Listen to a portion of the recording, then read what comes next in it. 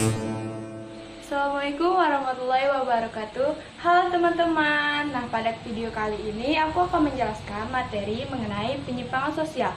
Seperti yang kita ketahui, banyak sekali penyimpangan sosial yang terjadi di sekitar masyarakat kita. Yuk, mari kita mengenalnya lebih dalam. Apa sih penyimpangan sosial itu?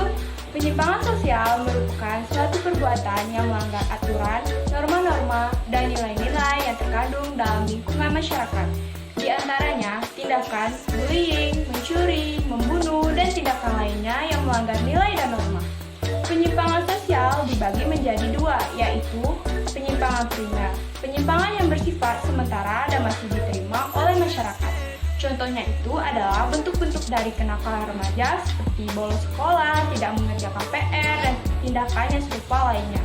Kedua, penyimpangan sekunder. Penyimpangan yang dilakukan secara berulang-ulang dan masyarakat tidak dapat menerimanya lagi.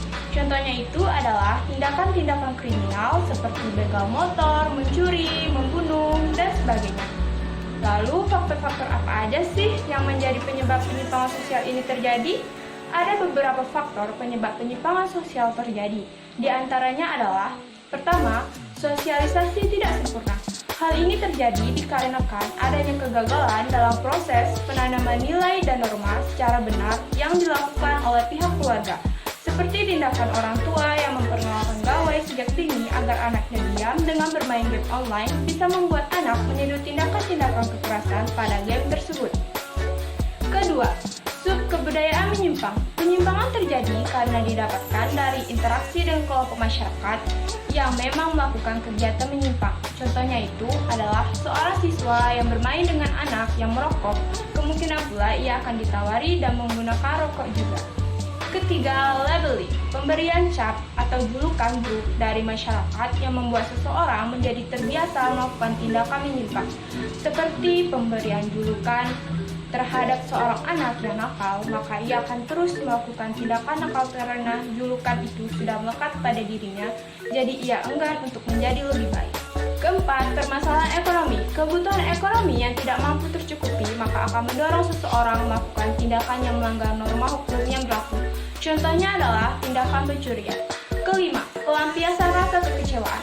Rasa kekecewaan terkadang dikeluarkan dalam bentuk tindakan yang tidak memperhatikan norma-norma yang berlaku. Hal ini sering terjadi pada kalangan remaja yang emosinya masih sangat labil. Mereka cenderung mengekspresikan kekecewaannya itu melalui tindakan kenakalan-kenakalan remaja. Tahu nggak sih, tidak semua penyimpangan sosial itu bersifat negatif, ada juga penyimpangan yang positif. Apa sih itu? Penyimpangan positif yaitu penyimpangan yang dilakukan mengarah ke nilai yang lebih baik. Contohnya itu adalah perempuan yang menjadi tukang ojek. Hal ini dianggap tabu bagi sebagian orang, di mana pekerjaan ini biasanya dilakukan oleh laki-laki. Kedua, penyimpangan negatif.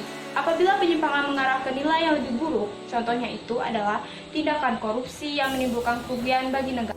Nah, dari penjelasan tadi, kita jadi lebih paham bukan tentang penyimpangan sosial. Saya harap dengan mempelajari hal ini, kita bisa mencegah penyimpangan sosial agar tidak terjadi lagi ya. Sekian dan terima kasih. Wassalamualaikum warahmatullahi wabarakatuh.